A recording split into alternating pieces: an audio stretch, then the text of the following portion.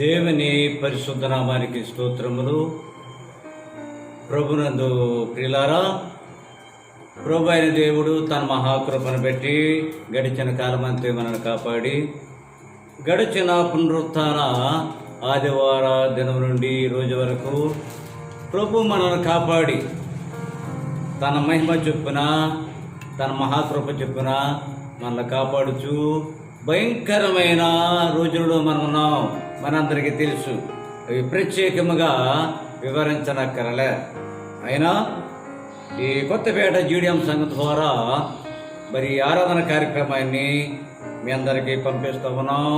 దేవుని బిడ్డలారా, ఇక్కడ చేరిన ఈ మాటలు వినిచున్న మీ అందరూ ప్రభు దీవించినట్లుగా నేను ప్రార్థిస్తూ ఉన్నాను. ప్రార్థించుకుని దైవ కార్యక్రమాన్ని ప్రారంభిద్దాం. రక్షాంబరధరం జేసులం పరిశుద్ధ మహోన్నతం ప్రశాంతవదనం ధ్యానే సర్వశక్తి సుధ్యానమే కన్యకా సదాశీర్వాదం మహిమానాన్నిసం సర్వవేదాంతం శిష్యానాం నిత్యదైవం పాస్మహే నిత్యదైవం పాస్మహే. జయ జయ హే జగదీశ, జయ జయ హే జగదీశ, జయ పరమపిత సుతాత్మా, జయ జయ హే జగదీశ. అందజనులకు ఆనంద భాగ్యం, అంధకార జన బంధ విముక్తం.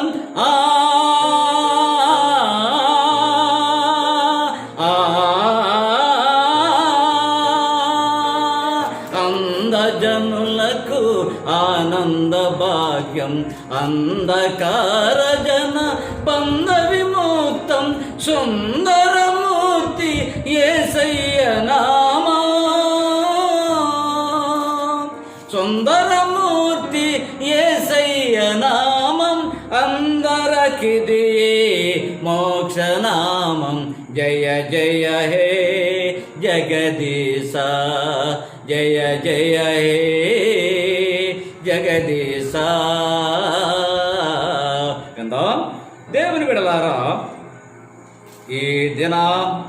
ఈ పునరుత్థాన దినములు వాక్యాన్ని మనం చదువుకుందాం. పరిశుద్ధ బైబిల్ గ్రంథమందలి అపోస్తలుల కార్యముల గ్రంథం 4వ అధ్యాయము.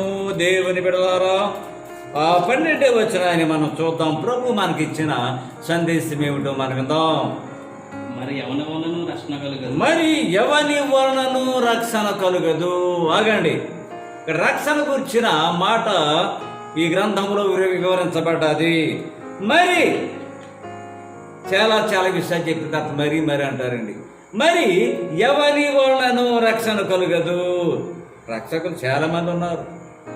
ఏదైనా ఆపదలు పడ్డామనుకోండి, అయ్యో ఇంత ఇబ్బందులు పడిపోయాను, నన్ను రక్షించావురా తమ్ముడు అంటారండి.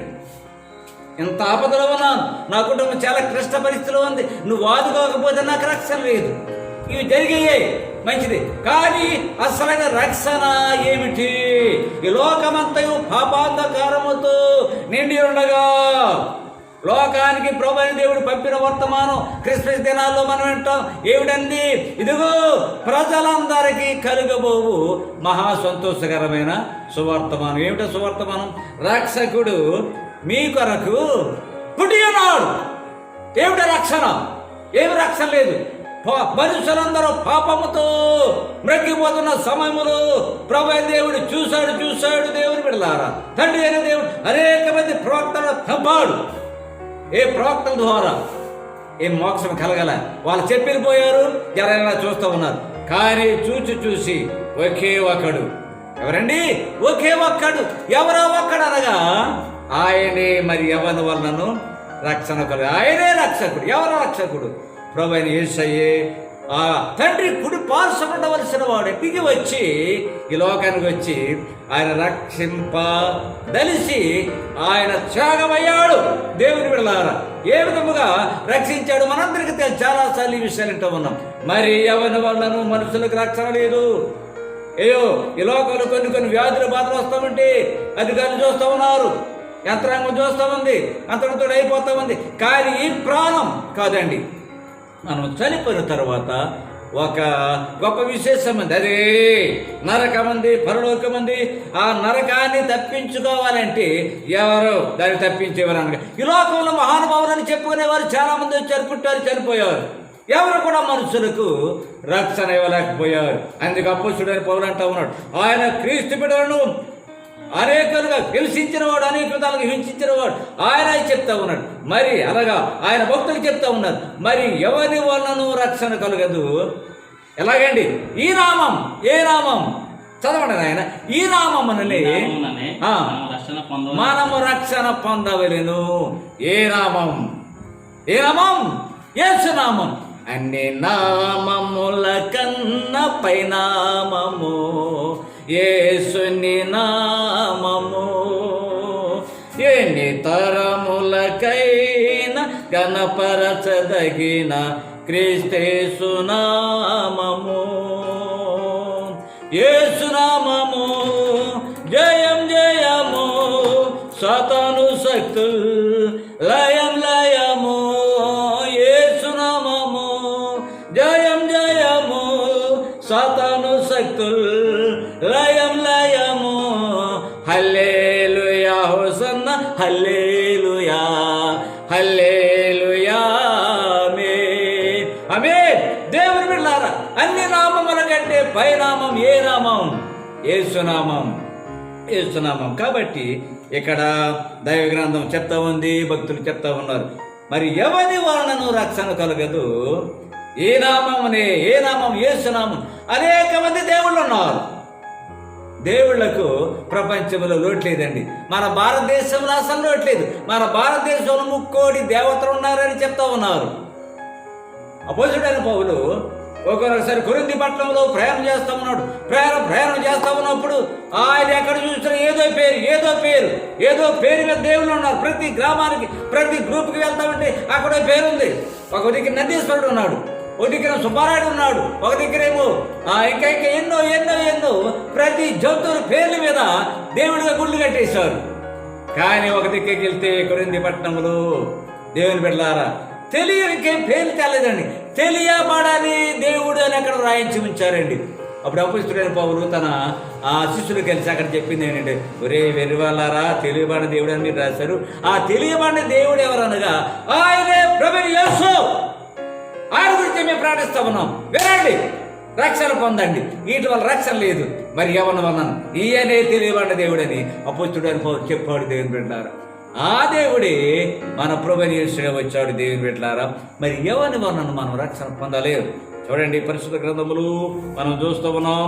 తిమోతికి రాసిన మొదటి పత్రిక 2వ అధ్యాయం 5వ వచనం చూడండి. తిమోతికి రాసిన మొదటి పత్రిక 2వ అధ్యాయం 5వ వచనం. దేవుడు ఒక్కడేనండి. చాలా మంది చెప్తారండి, దేవుని దగ్గరికి వెళ్ళాలంటే అనేక మార్గాలు ఉన్నాయి. మలికిపురం వెళ్ళాలంటే, ఇది మా ప్రాంతంలో బాగా చెప్తా ఉన్నాను, మలికిపురం వెళ్ళాలంటే గొంతు నుంచి వెళ్ళొచ్చు, ఇలాగే కాలమాన్ నుంచి వెళ్ళొచ్చు. అలాగే దేవుని దగ్గరికి వెళ్ళాలంటే అనేకమైన మార్గాలు ఉన్నాయి. ఏ మార్గములు ఏ దేవుని పూజించినా దేవుని దగ్గరికి వెళ్ళిపోతాం, మోక్షం వెళ్ళిపోతాం అని చెప్తా ఉన్నారు. కానీ దేవుని బిడ్డలారా, అందరూ కూడా ఇప్పుడు యేసు మార్గంలోనికి వస్తూ ఉన్నారు. ఎవరండి? ఎవరు? దేవుడు ఒక్కడే, నేనే ఆయన చెప్పాడండి. పిలాతు మందిరంలో ఆయన ఒక సవాలు విసిరాడు, ఒక ఛాలెంజ్ ఇచ్చాడు. ఏంటనగా అది, నాలో దోషమున్నదని, మీలో నాలో పాపమున్నదని మీలో ఎవడు రుచి చేస్తాడు చెప్పండి. ఎవడు చేయలేకపోయారండి. ఆయనలో పాపం లేదు. ఆయన ధవలవర్ణుడు, రత్నవర్ణుడు, మన కొరకు ఆయన తెల్లనివాడు. ఆయన ఏదో పాపం లేదు, నిష్కల్మషుడు. ఆయన రక్తం కార్చినవాడు. ఎవరు రక్తం కార్చలేదండి. ఎవరు కల్మషం లేని వారు లేరు ఈ లోకంలో.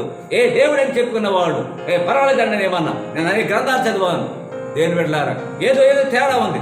కానీ దేవుని బిడ్డలారా, యేసయ్యను ఆయనే సవాలు విసిరాడు. నేనే ఒక్కడే దేవుడిని, నాలో లోపం ఉన్నదని మీలో ఎవడు స్థాపించును అన్నాడు దేవుని బిడ్డలారా. అందుకే అపోస్తుడైన పౌలు చెప్తా ఉన్నాడు, ఈ అపోస్తుల కార్యగ్రంథముల భక్తులు చెప్తా ఉన్నారు, మరి ఎవరి వలనను రక్షణ కలుగదు. ఈ నామమే, ఏ నామం? యేసునామం. అది అపోస్తుడైన పౌలు కొరింథీ పట్టణంలో ప్రకటించిన ఆ యేసునామం. ఆ నామములోనే రక్షణ రక్షణ రక్షణ. అందుకని అంటారు తిమోతికి రాస్తూ అపోస్తుడైన పౌలు, దేవుడు అక్కడే దేవునికి నరులకును దేవుని బిడ్డలారా, దేవుడు అక్కడే దేవునికి నరులకును మధ్యవర్తి ఒక్కడే. ఇది వాక్యం చదవాలంటే యాకోబు ప్రయాణంలో మనం చూస్తాం. ఆదికాండ గ్రంథం వాక్యం చదవక్కర్లేదు దేవుని బిడ్డలారా. ఆదికాండ గ్రంథములు ఆ యాకోబు తండ్రిని మోసం చేశాడు, అన్నగారిని మోసం చేశాడు, ప్రయాణం చేస్తా ఉన్నాడు. కంగారు పడి ప్రయాణం చేస్తామంటే చీకటి పడిపోయింది. ఆరంజములు ఒక రాడును తలగడగా చేసుకుని దేవుని బిడ్డలారా నిద్రపోతా ఉన్నాడు. భయము, ఆయన ఎక్కడొచ్చి చంపేస్తాడని. ఆ నిద్రపోయే టైంలో దర్శనాన్ని చూస్తా ఉన్నాడు. ఏమిటి ఆ దర్శనం అనగా, తాను పడుకున్న తలగడగా చేసిన తలగడ ప్రక్కన నుండి, వాక్యం చదువుకుంటే మీకు తెలుసు అందరికీ, తలగాడ ప్రక్కన రాడు ప్రక్కన నుండి ఆకాశానికి నిచ్చెన వేయబడదు. ఆకాశం పైన ఎవరున్నారు? దేవదూతలు ఉన్నారు. ఆ దేవదూతల పైన దేవదేవుడు యెహోవా ఉన్నాడు. అప్పుడు చెప్తా ఉన్నాడండి, నిచ్చెన ఎవరిని? ఇక్కడ భూమి మీద ఉన్న భయభక్తుడైన యాకోబును పరలోకంలో దేవుని దేవదూతలు ఎక్కుతూ దిగుతూ ఉన్నారు. నిచ్చెన మీద దేవుని బిడ్డలారా, దేవదూతలు ఎక్కుతూ దిగుతూ ఉన్నారు. ప్రభువైన దేవుడు అంటూ ఉన్నాడు, యాకోబు నీ భయపడకు, నీ తండ్రి దేవుడినయ్యా, నీ తాత దేవుడినయ్యా, నీకు తోడుగా ఉంటానని చెప్తా ఉన్నప్పుడు అలా చూసారండి. భయంతో ఉన్నాడు. ఇక్కడ దేవదూతలు ఎక్కుతూ దిగుతూ ఉన్నారు. దేని మించండి? నిచ్చెన. నిచ్చెలు ఎక్కడ మీరు చూసారా? చెట్లు ఎక్కి నిచ్చెలు ఉంటాయండి. ఓఎన్జీసీలు ఇంకా పెద్ద పెద్దవి ఉన్నాయి. ఆకాశాన్ని నిచ్చెలు ఎక్కడ లేవు. ఆకాశాన్ని భూమిని కలిపిన నిచ్చెన కనగా దేవుని బిడ్డలారా. అదే ఇందాక మనం చదువుకున్నాం. ఏంటండి తిమోతి పత్రికలు, దేవుడు అక్కడే దేవునికి నరులకును మధ్యవర్తి అక్కడే. ఎవరయ్యా మధ్యవర్తి? ఆయనే క్రీస్తనే నరుడు. ఆయనే క్రీస్తుగా రాకముందు దేవుని బిడ్డలారా యాకోబును దేవుణ్ణి కలిపిననిచ్చిన ఆయనే. అంత పెద్ద నుంచి ఎక్కడ నిచ్చెన లేదండి, ఎవరు తయారు చేయలేదు. భూమిని ఆకాశమును కలిపిననిచ్చిన, తండ్రిని మనిషిని కలిపిననిచ్చిన. ఏదనగా అదే యాకోబు చూసిన నిచ్చెన ఆయనే ప్రభువైన యేసు. తండ్రికి మనుషులకును మధ్యవర్తిగా ఉన్నవాడు ప్రభువైన యేసు. ఆ నిచ్చెన యాకోబును తండ్రికి చూపించింది. ఓ యాకోబు, నేనున్నాను, ఈ నిచ్చెన దేవతలు ఎక్కుతా ఉన్నారు, నీవు కూడా లేకుతావు, కంగారు పడుకు అని చూపించిన నిచ్చెన దేవుని బిడ్డలారా. కాబట్టి మరి ఎవని వర్ణను రక్షణ కలుగదు. ఈ నామం యేసునామం. అందరూ వచ్చేస్తా ఉన్నారు. ఎన్ని భయంకరమైన పరిస్థితులు ఉన్నా, లోకం ఎంత దౌర్భాగ్య స్థితిలో ఉన్నా, ఎన్ని కార్యాలు జరుగుతూ ఉన్నా యేసునామమును ప్రార్థన చేయాలి. దేని వెళ్ళారు? చాలా మంది అంటూ ఉన్నారు, అన్నీ తెరిచేశారు. ఆ షాపుల గురించి నేను చెప్పనండి. మందిరాలు ఇంకా తెరవట్లేదు, ప్రార్థన చేద్దాం. మందిరాలు తెరిచి దైవ కార్యక్రమం జరిగితే ఇంకా ఉన్న బాధలన్నీ తొలగిపోతాయి. దేని వెళ్ళారు? ఈ నామములోనే మనం ప్రార్థన చేయాలి. కాబట్టి దేవుని ప్రియమైన వాళ్ళారా, ఇందును బట్టి మనం నేర్చుకోవలసిన విషయాలు చాలా ఉన్నవి. మరి ఎవరి వర్ణను రక్షణ కలగదు? యెషయా గ్రంథం 59వ అధ్యాయం 1వ వచనం చూడండి. యెషయా గ్రంథం 59 1వ వచనం, రక్షింప. రక్షణ అనగా ఏంటండి? రక్షణ అనగా తప్పించుడా. రక్షణ అనగా తప్పించుడా. దేవుని బిడ్డలారా, రక్షణ అనగా ఏమిటండి? అపాయం నుండి తప్పించుడా. అక్కడ ఏదైనా ప్రమాదం ఉందనుకోండి, ప్రమాదం ఉన్న స్థలములు ఏం చేస్తారంటే ఒక రెడ్ బోర్డు పెడతారండి, డేంజర్. ఏమిటనగా ఇక్కడ చాలా ప్రమాదం ఉంది, ఆ ప్రమాదమును తప్పించుకుని వెళ్ళండి, ప్రమాదాన్ని తప్పించుకుని వెళ్ళండి. అలాగే దేవుని బిడ్డలారా, ప్రమాదములో పడి ఉన్న మనలను రక్షింపడానికి ఎవరు వచ్చారనగా ఆయన రావలసి వచ్చింది. రక్షింప నేరకుండానట్లు యెహోవాస్తము కుర్చకాలేదు, నేరకుండానట్లు ఆయన చెవులు మందము కాలేదు. మీ దోషములు, నా దోషములు, నీ దోషములు విరుచిన దేవుని బిడ్డలారా, మనందరి దోషములు ఆయనకు మనకును అడ్డముగా బండగా వచ్చేసాయి. అందుకని మనకు రక్షణ కలగట్లేదు. మరి ఎవరి వల్ల రక్షణ లేదంటే మన దోషాల వల్ల మనం చాలా శిక్ష పొందుతూ ఉన్నాం. మనకు వచ్చిన బాధాన్ని మనల్ని బట్టి మనకు వచ్చిన రోగాలు, ఆ రోగాలన్నీ కూడా ఆయనే భరించాడు దేవుని బిడ్డలారా. కాబట్టి ఆయన మనం ఏం చేయాలంటే ఆయన దగ్గరికి వెళ్ళాలి. ఆయన చేయగల దేవుడు, రక్షించే దేవుడు. ప్రభువా నీవే రక్షింపగలవు. నీ అంత సమర్థుడు ఎవరూ లేరు. ఈ లోపల తిరిగాను దిశలన్నీ తిరిగి తిని నా పాపపు దాముతో, దిశలన్నీ తిరిగి తిని నా పాపపు దాముతో, చెరగవున దోషములు తొలగవున పాపములు, విలపించుచునే ఇలా వేడి తిని ఈడేరెను నా హృదయం ప్రభు యేసుని వదనములో నా దేవుడు కనిపించే.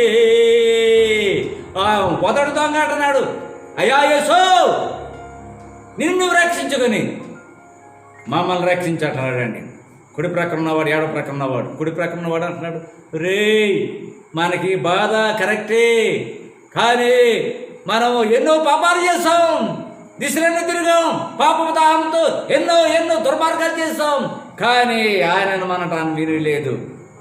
పాడుతా ఉన్నాడండి, యేసుని రాజ్యముతో భువికి తెంచెడి రోజు, ఈ పాపిని క్షమించి జ్ఞాపకముతో బ్రోవుమని ఇలా వేడి తిని విలపించుచునే ఈడేరెను నా హృదయం ప్రభు యేసుని వదనములు నా దేవుడు కనిపించే. చేతకారోడా ఆయన విమర్శిస్తావా? ఎడమ ఇప్పుడు విమర్శించాడు, నువ్వు రక్షించుకున్న మమ్మల్ని రక్షించన్నాడు. చేతగానోడా మనకి ఈ బాధను కరెక్ట్గా మనం పాపాలు చేస్తాం. యేసు నీ మీ రాజ్యంతో వచ్చినప్పుడు నన్ను జ్ఞాపకం చేసుకోమన్నాడు. రక్షింప నేరకున్నట్టు ఆయన కుర్చీ కలిదండి అన్నట్టు. ఎప్పుడైతే ఆ మాట ఆ విధేయతతో ప్రార్థన చేశాడు, నేడు నీవు కూడా నాతో పరదయసులు ఉంది అని చెప్పాడండి. కాబట్టి ఆయన రక్షించడానికి సమర్థుడు. ఆ గొర్రె పిల్ల అక్కడ సర్వలోక రాజ్యంలో నేను ప్రాణానందాన్ని వివరిస్తూ ఉన్నాను. ప్రతిరోజు దేవుని బిడ్డలారా ప్రపంచం అంతా వెళ్తుంది, సంఘములో బిడ్డలంటూ ఉన్నారు. ఆ ప్రాణ గ్రంథములు ఒక గ్రంథం ఉంది. ఆ గ్రంథాన్ని విప్పడానికి ఎవరు సమర్థులు లేరు, పెద్దలు ఉన్నారు. వదింపబడినట్టు నేను గొర్రె పిల్ల, నీవే సమర్థుడవు, నీవే అని చెప్తూ ఉన్నారు. అవును దేవుని బిడ్డలారా, ఆయన సమర్థుడు. మరి ఎవరి వలనను రక్షణ కలుగదు. ఈ నామం వలన, ఏ నామం? యేసు నామాలని. ఈ ప్రపంచంలో అనేకమైన నామాలు ఉన్నాయి, అనేక దేవుళ్ళు ఉన్నారు, వారి వలన ఎంత మాత్రం కలగదు. ఈ నామమునని మనము రక్షణ పొందవలను. స్వస్థత కూడా దేవుని బిడ్డలారా, స్వస్థత కూడా మనం ఈ నామంలోనే పొందాలి. ఒక అమ్మాయి ఉంది, ఒక ఆమె ఉంది. నేను చెప్తానండి, మార్కు సువార్త చూడండి దేవుని బిడ్డలారా. మార్కు శుభవార్త 5వ అధ్యాయము 25వ వచనాన్ని చూడండి. 12 ఏళ్ల నుండి అందరికి పరిచితమైన వాక్యమే. 12 ఏళ్ల నుండి రక్తస్రావము కలిగిన ఇక్కడ చాలా మంది పిల్లలకి కొంతమంది తెలియదండి, పెద్దోళ్ళకి కూడా అప్పుడు కూడా తెలియదు. రక్తస్రావం అనగా అది భయంకరమైన ఇప్పుడు క్యాన్సర్ అండి. అటువంటి వ్యాధితో ఆమె బాధపడుతూ ఉంది. 12 సంవత్సరాల నుండి కృషించిపోయింది. తన కలిగినంత ఎమ్మేసి ఈ వైద్యం కాదు, ఆ వైద్యం కాదు. ఇప్పుడైతే అమెరికా వెళ్తారండి, అలా కూడా దేశాలు తిరిగిందేమో. అయినా కానీ ఎవరి ద్వారా, ఏ డాక్టర్ ద్వారా ఆ వైద్యము ఆ బాధ తగ్గలేదు. చదువునాయన ఆమె అనేక వైద్యుల చేత ఎన్నో తిప్పలు పడి తనకు కలిగినదంతయు వ్యయం చేసుకుని ఏమి చేసుకుంది కానీ ఎంత మాత్రమును ప్రయోజనము కలగలేదు. బాధపడ్డాది. తర్వాత ఆమె ఏం చేసిందండి? యేసును గూర్చి విన్నది. యేసును గూర్చి వినాలా కూర్చోలేదు. యేసు లోక రక్షకుడు అంట, ఆయన రక్షింప నేర్పుకున్నట్టు ఆయన హస్తం కూర్చోలేదట. యెషయా గ్రంథంలో చెప్పిన ఈ మాట నీవన్నది అలాగే ఉందా? లేదండి, వచ్చింది. జనాలు తొండపుతండాలుగా ఉన్నారు. ఏదైనా స్వస్థత పడాలనే ఆసామీలో ఉంది. వచ్చింది, ఆ జనాల్లోకి వెళ్ళి ఆయన వస్త్రపు చెంగు ముట్టింది. చెంగు ముట్టిన వెంటనే రక్తధార కట్టింది. ఎన్నో ప్రయాసలు పడ్డారు. కాబట్టి దేవుని బిడ్డలారా, మరి యవ్వనం వలన రక్షణ కలగదు, మరి యవ్వనం వలన కూడా స్వస్థత కలగదు. ఈ లోపల ఇవ్వబడిన ఈ స్వస్థతలు, ఈ ఆసుపత్రులు ఎన్నో ఎన్నో ఎన్నో ఎన్నో మందులు కనిపెట్టలేకపోతా ఉన్నారు. కానీ పరమదేవుడు, పరమ వైద్యుడు ఆయనే. మరి యవ్వనం వలన రక్షణ కలగదు, మరి యవ్వనం వలన స్వస్థత కలగదు. ఈ నామం, ఏ నామం? యేసునామం. యేసునామములో దేవుని బిడ్డలారా మనం స్వస్థత పొందాలి. యేసునామములోనే మనం రక్షణ పొందాలి. ఆయా దేశాలు ఉండి, సంఘములో ఉండి దేవుని మాట వినిచున్న వారులారా, కంగారు పడకండి.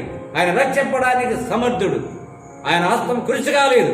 కానీ మన పాపములే, మన దోషాలే మనను అభ్యంతరపరుస్తామని ఆయన దగ్గరికి వెళ్ళడానికి. కాబట్టి జాగ్రత్తగా ఉందాం. ఆ స్త్రీ విన్నది, ఆమెకున్న ఆ సంకటాన్ని కుదుర్చుకొనడానికి తెగించింది, దేవుని దగ్గరికి వెళ్ళింది. పాప భారముతో రారా, పాదములపై పడరా, యేసు పాదములపై పడరా. పాప భారతం వచ్చింది, ఇసుకుపోయింది, బాధతో ఉంది. పాపుల రక్షకుడేసు, పాపుల రక్షకుడేసు, తప్పగ నిన్ను రక్షించు, తప్పగ నిన్ను రక్షించు. దేవుని బిడ్డలారా, కాబట్టి మనం పాపత్వనవే, నాలో పాపం అన్నది ఆయన ఒకటే చెప్పగలిగాడు, మనం ఎవరో చెప్పలేరు. కానీ ఆయన పాదం ఎదుకు వెళ్దాం. ఎన్ని బాధలున్నా, ఎన్ని సమస్యలున్నా, చిన్నలారా పెద్దలారా, దేవుని మాట వినిచున్న వారులారా, భయపడకండి, సంకోచించకండి. తెగించింది. యేసుని గురించిన ఒక ఆమె ఉన్నది. ఆయన పాదం ఎదుకు వెళ్ళింది, ఆయన వస్త్రపు చెయ్యి పుట్టింది, శుద్ధురాలైంది. మనకు వచ్చిన బాధలు, మనకు వచ్చిన వ్యాధులు, మనకు వచ్చిన సమస్యలు ఆయన దృష్టిలోకి వచ్చేవి. ఆయన పాదం ఎదుకు వెళ్దాం. అటువంటి కృప ఏ దేశాల్లో ఉన్నా మీరందరూ నాకు ఫోన్ చేస్తూ ఉన్నారు. భయంకరంగా ఉంది కొన్ని విషయాలు. ఒక ప్రక్కనే కరోనా వ్యాధి ఉందంటే మళ్ళా కొన్ని దిక్కున గ్యాస్ లీక్ అయిపోతుంది. ఎలా మన ప్రాంతాలను కంగారు పడతా ఉన్నాం. కంగారు పడి మనం ఏమీ చేయలేం. ప్రార్థన చేద్దాం, అదే మనకు ఆయుధం. పరిశుద్ధుడా మా పరమ తండ్రి యేసయ్య, ఈ పునరుత్థాన దేవాల మీరు మాకు ఇచ్చిన ధైర్యమును, నీవే రక్షకుడు, నీవే రక్షింపగల సమర్థుడు. అయ్యా నాయన, నీ హస్తము కురుచకాలేదు. మీ దగ్గర రావడానికి మేము భయపడతా ఉన్నాం, మేము సంకోచిస్తా ఉన్నాం. భయముని వీడి ఒక అమ్మ తెగించింది, రక్తస్రావంతో నీ దగ్గరికి వచ్చింది. ఆమె రక్తస్రావం మీరు కట్టారు. అటువంటి బిడ్డలు ఎవరైతే ఉన్నారు, పనులు లేవని భారాల్లో ఉండి వేదాల కొరకు నాయనా, మరి కానీ అనేకమైన మెడికల్ కొరకు ఆ దేశాల్లో ఉండి కనిపెడతా ఉన్నారు, ఇక్కడ ఉండి కనిపెడతా ఉన్నారు, ప్రయాణాలు చేయలేని మార్గాలు తెరవండి. నీవే సమర్థుడవు, సమస్తం చేయగల దేవుడు. ఆ బిడ్డలందరినీ పునరుత్థాన దినం వేళ మీ కృపాస్థలకు అప్పగించుకుంటూ ప్రాణప్రియుడైన యేసువారి ప్రేమగల నామములు వేడుకొని ప్రార్థన చేస్తున్నాను మా పరమ తండ్రి. మన తండ్రి అయిన దేవుని ప్రేమ, కుమారుడైన యేసుక్రీస్తు వారి కృప, పరిశుద్ధాత్మ దేవుని సహవాసము, దేవుని బిడ్డలారా ఆయన వర్తమాన విను మనందరికీ ఆయన కృప నిత్యము తోడై నడిపించునుగాక. Amen. God bless all of you. దేవుడు మిమ్మల్ని దీవించునుగాక.